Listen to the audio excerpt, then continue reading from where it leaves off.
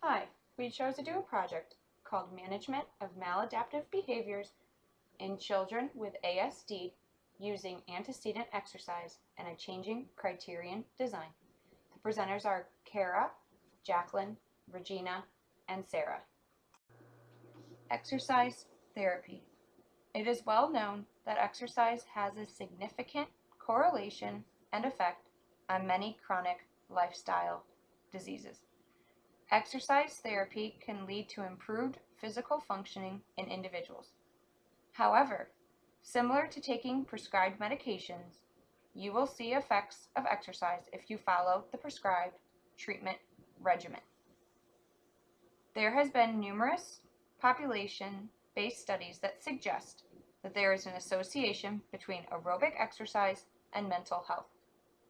In Finland, a large group study was conducted that uncovered that individuals who exercised twice a week to 3 times a week were less likely to experience stress, anger, and depression compared to those that exercised less frequently. In a German National Health Interview and Examination Survey from 1997 to 1999, individuals with affective, anxiety, and substance dependence disorders reported higher quality of life when they engaged in higher levels of physical activity. Experimental studies have helped to confirm that aerobic exercise programs have consistent effects on mental health well-being. Exercise interventions have also been used to help make changes with the following behaviors: aggression, depression, sleep disturbance, hyperactivity, anxiety, stress, frustration, SIBs, and attention spans.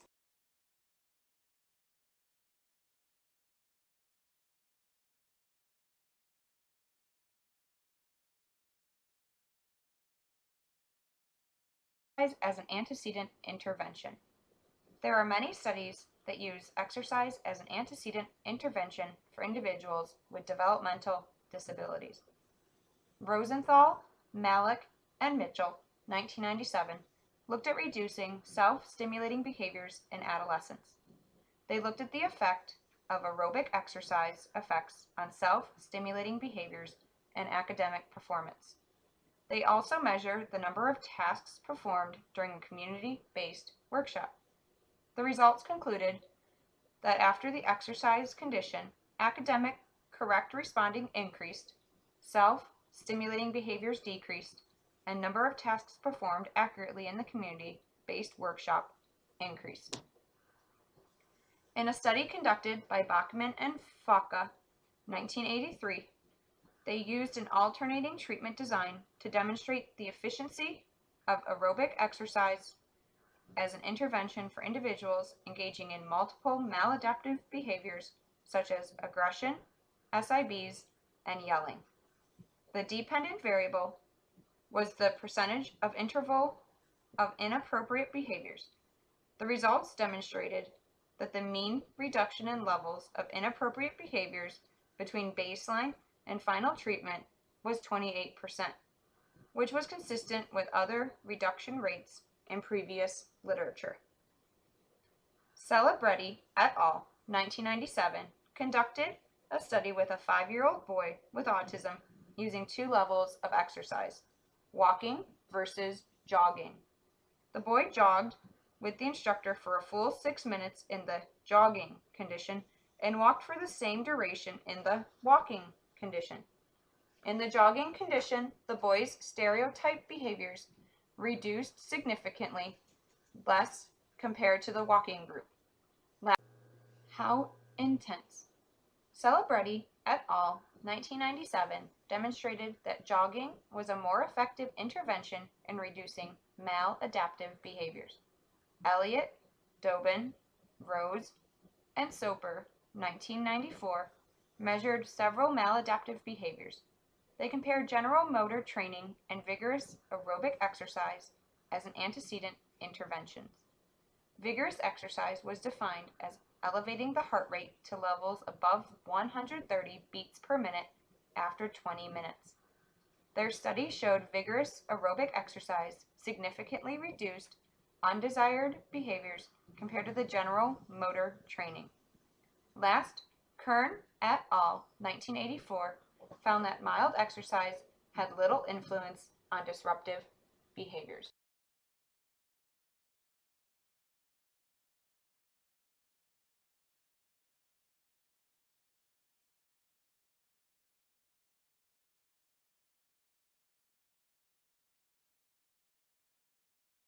Benefits of exercise as an antecedent intervention.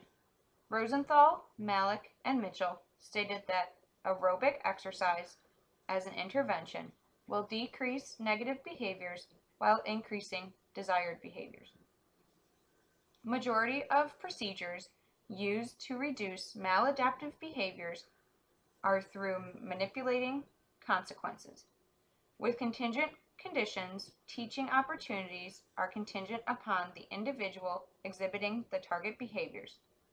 But with antecedent conditions, it allows for continuous control, and as a result, immediate and consistent outcomes occur. Exercise antecedent interventions can be cost-effective and less intrusive compared to contingency-based interventions and less restrictive environments.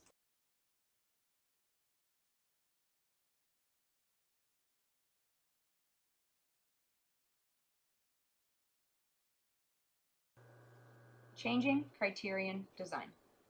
Much of the previous literature for exercise antecedent intervention has not used a changing criterion design. Kasdan, 2011, stated that criterion designs are useful for behaviors that need gradual steps towards a terminal goal. Exercise is a great example of a behavior that needs to be increased gradually in order to help prevent individuals from experiencing extreme fatigue and/or injury. Fitterling et al. 1988 used a changing criterion design to look at the relationship between the amount of aerobic exercise and frequency of headaches in adults. His exercise program used Cooper 1977 points as the criterion at each level. Cooper points operationally defined the intensity of aerobic exercise for the study. The study's ultimate goal was 24 Cooper points during a week, which is the optimal criteria for an adult female in the study. Each individual's criteria for Cooper points earned at each step varied. Overall, the group averaged 23.9 Cooper points each week at the end of their study.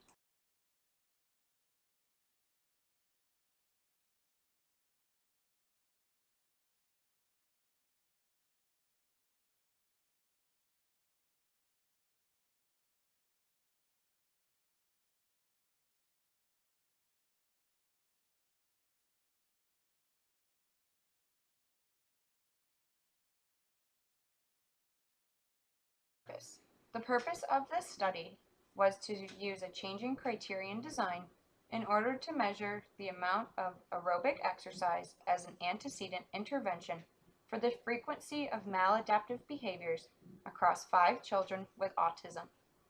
The independent variable is vigorous aerobic exercise, which is measured using Cooper points. The dependent variable is the frequency of individuals' maladaptive behaviors. Methods. 5 males and 2 females were used for this current study. Each was enrolled at Center for Developmental Disabilities in the Midwest. Children were recruited from the center and selected based on staff's reports of frequent maladaptive behaviors. All the children currently are receiving ABA services at the center for an average of 6 hours a day, 5 days a week, and all subjects have a behavior intervention plan that staff follow in order to address any maladaptive behaviors. All participants are capable of making vocalizations as a means to communicate. Ben was a 6-year-old male diagnosed with autism spectrum disorder. The Childhood Autism Rating Scale score for Ben was 33.5. Ben's maladaptive behavior included aggression, such as hitting, biting, and scratching, and SIBs, such as hitting head-on with open fists and throwing his body against walls and objects. The fast was conducted and determined that Ben's maladaptive behaviors were maintained by attention and escape. Ben is currently taking Risperdal in order to subdue his aggressive behaviors. James is a 7-year-old male diagnosed with autism spectrum disorder and ADHD.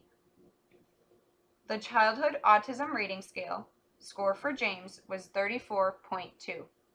James engages in maladaptive behaviors such as yelling at others, shoving others, banging his head into others, banging his head against objects and surfaces, and spitting. The fast was conducted and determined that James' maladaptive behaviors are maintained by attention and escape. James is currently taking Ritalin for his ADHD symptoms. Doug is a 5-year-old male diagnosed with PDD-NOS. The Childhood Autism Rating Scale score for Doug was 26. Doug engages in maladaptive behaviors such as yelling, screaming, elopement from workspace, throwing items at others, and property destruction. The fast was conducted and determined that Doug's maladaptive behaviors are maintained by escape.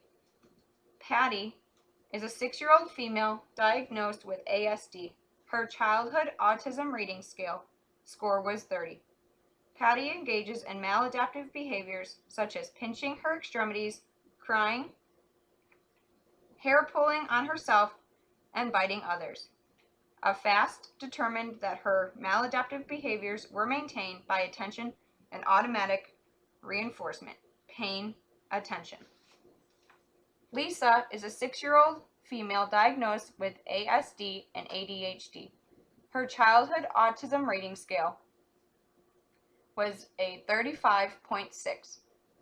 Lisa engages in maladaptive behavior such as hitting others, pulling other people's hair, scratching others, yelling, spitting at others, playing with saliva from mouth, biting others, and biting her extremities. A fast determined that her maladaptive behaviors were maintained by attention. Lisa is currently taking Ritalin for her ADHD symptoms.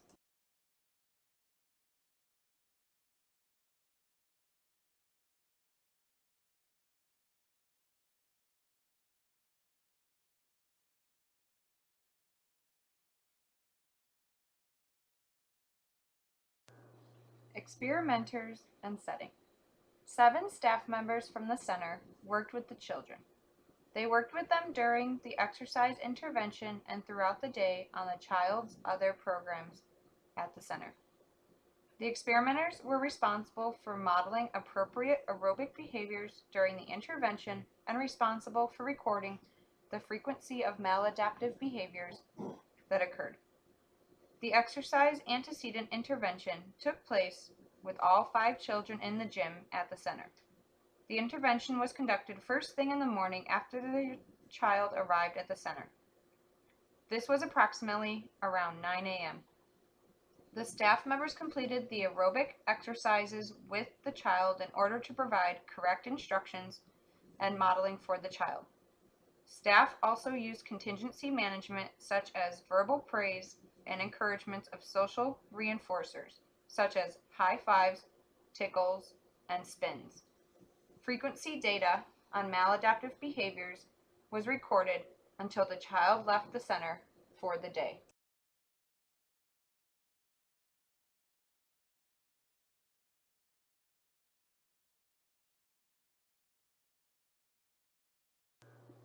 Modes of aerobic exercise.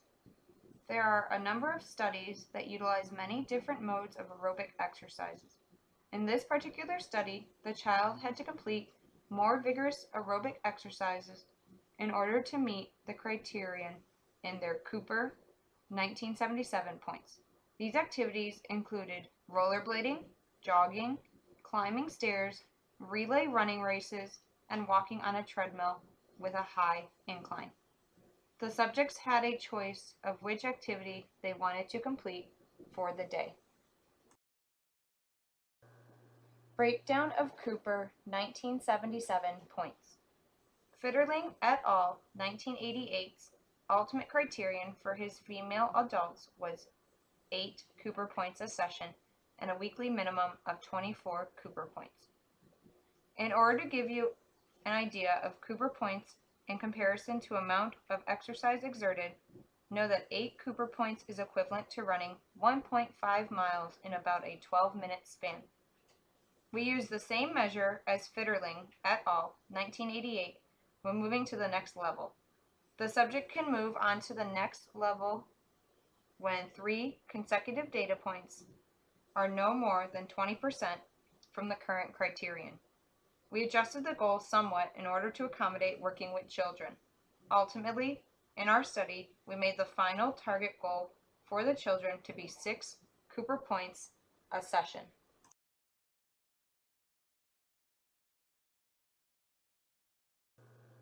The results indicated in these graphs demonstrate a positive correlation between vigorous exercise and the decrease in maladaptive behavior.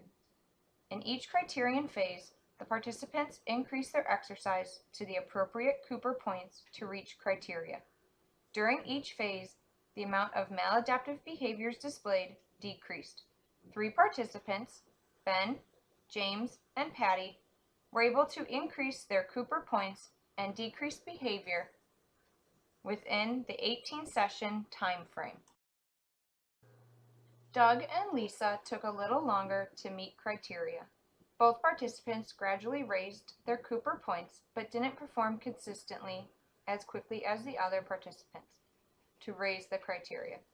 After 1 month, each participant was given the opportunity to participate in a free gym period and their behavior was then tracked. In all cases, the Cooper points remained high, 5 or 6, and the maladaptive behavior remained low, 0 to 1 occurrence. The same procedure was repeated at 3 months, revealing similar results. Baseline and maintenance probes. Baseline allowed the children to play in the gym for an extended period of time with exercise equipment accessible. The experimenters recorded the amount of physical activity the participant engaged in. Maintenance probes were conducted after ultimate criteria was met for each participant. These maintenance probes were 1 month and 3-month follow-ups. The maintenance probes consisted of allowing the child to engage in aerobic activity with minimal assistance from the staff member. The number of Cooper points was then calculated.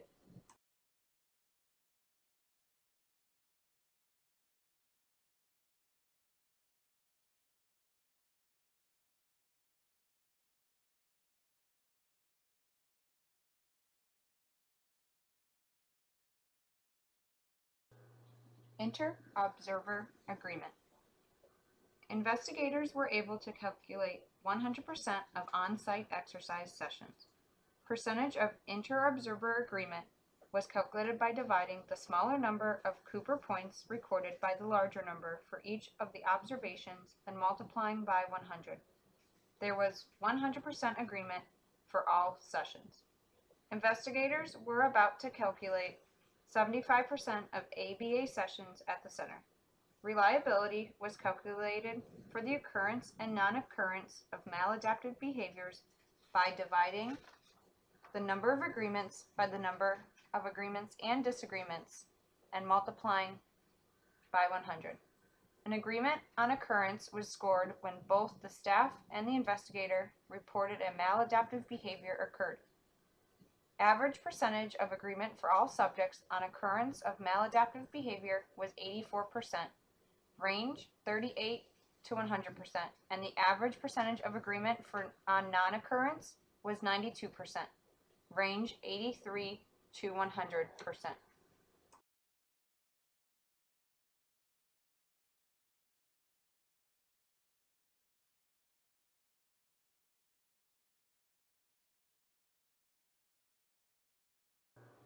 Discussion. The current study suggests that high-frequency engagement in aerobic exercise is an antecedent intervention effectively decreases the occurrence of maladaptive behavior to near zero levels of responding across all participants. Exercise remained high and problem behavior remained low at the 1 and 3 month follow-up. This indicates a wide range of benefits for the participants within our study. The current study contributes to the limited research that has been conducted to assess the effectiveness of exercise as an antecedent intervention. Also, it could potentially be used as alternative to pharmacological treatment of maladaptive behavior. Overall, the antecedent intervention package used within our experiment is the potential to be a cost-effective alternative to other contingency-based interventions.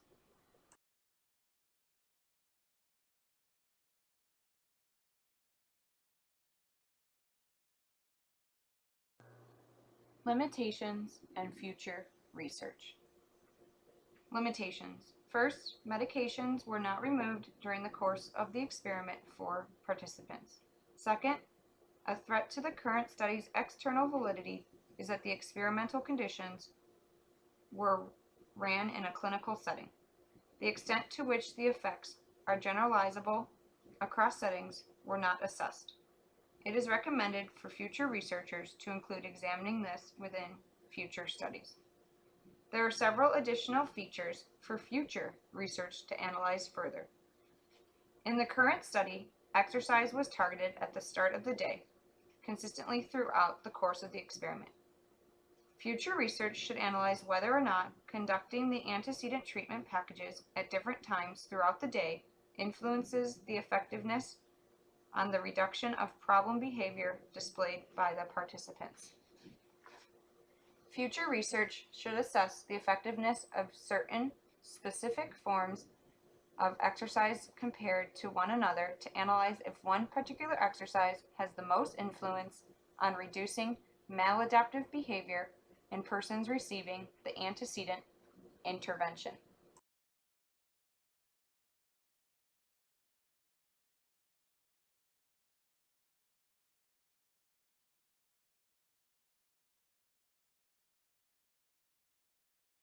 This slide shows our references that we used for our project. Thank you.